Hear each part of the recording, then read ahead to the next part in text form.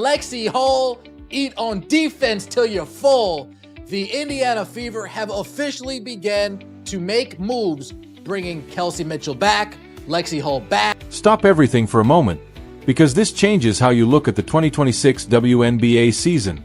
The Indiana Fever didn't just make routine roster decisions. They made two calculated moves that completely reset the competitive landscape. By extending a core qualifying offer to Kelsey Mitchell and placing a restricted qualifying offer on Lexie Hull, they didn't just preserve talent, they secured momentum. And make no mistake, this isn't about simply reaching the playoffs anymore. This signals a full-scale push toward a championship run. If that sounds bold, stay with me, because by the end of this breakdown, it will be clear that the rest of the league is now racing against time to keep up. The Fever just tightened their foundation, protected key pieces, and sent a message that the window is open right now.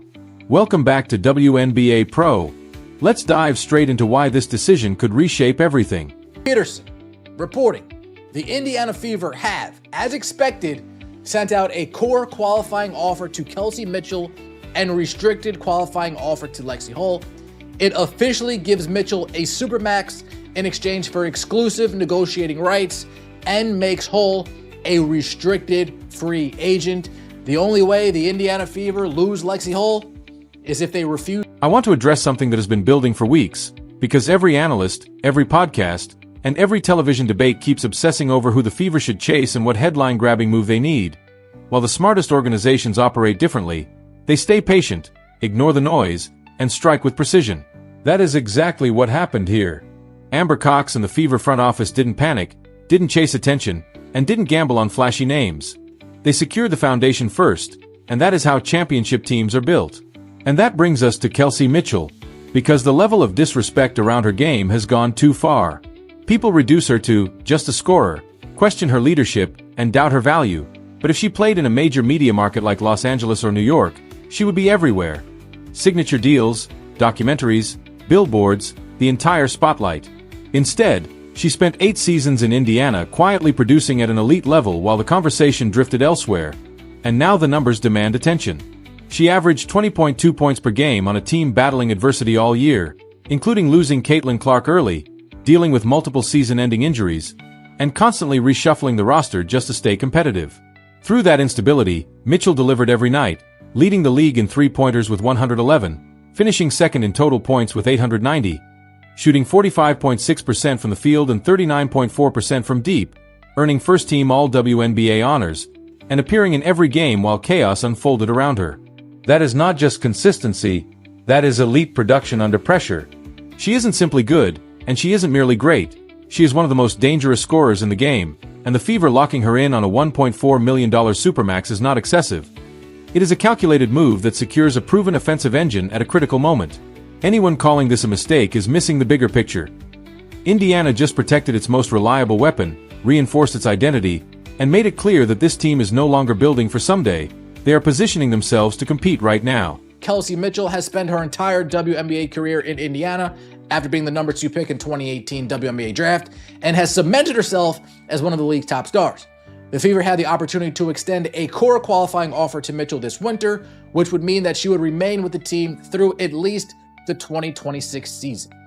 Everybody associated with the Fever has been very clear about how important Mitchell is to their team's success, and offering Mitchell this core qualifying offer seemed like one of the most obvious decisions. Now here's where it gets interesting, because the core qualifying offer is not just about salary, it is about control. It is Indiana sending a clear message to the rest of the league. This player is not available. Under this designation, no other team can even open negotiations with Kelsey Mitchell. Her rights stay exclusively with the Fever. And the timing matters even more, because starting in 2027, players with 7 or more years of service can no longer be cored, which means this was Indiana's final opportunity to use that leverage. If they had hesitated, if they had waited, Mitchell could have entered the market, and a 20-point-per-game scorer with elite perimeter shooting would have instantly become the most valuable target available, potentially closing Indiana's championship window before it fully opened. Instead, the Fever acted immediately. Free agency designations opened April 7th, and the front office moved before the rest of the league had time to react. That is urgency, that is conviction, and that is a team refusing to let a cornerstone walk away. And right after securing Mitchell, Indiana followed it up by placing a restricted qualifying offer on Lexie Hull. I know some people might shrug at that move and focus on the modest scoring numbers, but this is exactly why it matters. Because this decision is not about headlines, it is about locking in versatility, defense, and continuity, the type of pieces that transform a strong roster into a complete contender. Qualifying offer to star guard Kelsey Mitchell and a restricted qualifying offer to forward Lexie Hull. Now, speaking of Tony East's post, he clarifies in one of his tweets saying, "While I have not seen the new CBA myself operating on last year's rules, the core qualifying offer to Mitchell is effectively a one-year contract at the Supermax. So all of this talk, if you can sign, if you're going to give Kelsey over $1 million, if you're going to give Clark over $1 million, if you're going to give AB over $1 million, how can we build this team?" That's why I mentioned. If you are only looking at Lexie Hull's scoring numbers, you are missing the entire picture, because her role has never been about putting up 20 points. It is about preventing them. She is the defensive tone setter, the connective piece, the player who keeps everything functioning when the game gets chaotic. In 2025, she proved that value in every possible way, appearing in all 44 regular season games on a roster constantly reshaped by injuries, starting 30 of them, and posting career highs across points, rebounds, assists, and steals while consistently guarding the opponent's top perimeter threat. She took charges, chased loose balls, handled the toughest assignments, and executed every detail asked of her.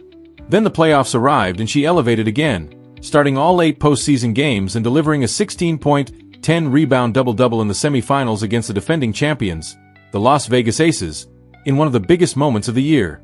That is not just a role-player performance, that is impact under pressure. And this is why the restricted qualifying offer is such a calculated move. It gives Indiana leverage.